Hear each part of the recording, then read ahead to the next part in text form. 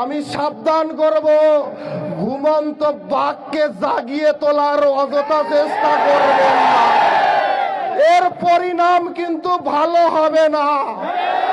কারণ আজকের গত রাতের এক মেসেজে যদি এত লোক একত্র হতে পারে, তাহলে আমি যদি 2 দিন আগের প্রোগ্রাম দেই, তাহলে কিন্তু পালানোর পথ খুঁজে পাবেন না, পালানোর পথ খুঁজে পাবেন না।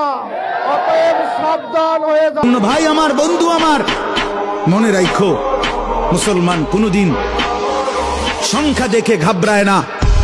110 কোটি না, 1 লক্ষ কোটিও আমরা পরোয়া করি না। আমাদের আসমানওয়ালা আছে, আমাদের আল্লাহু আকবার, আমাদের আল্লাহ বড়, আল্লাহ বড়, আল্লাহ বড়।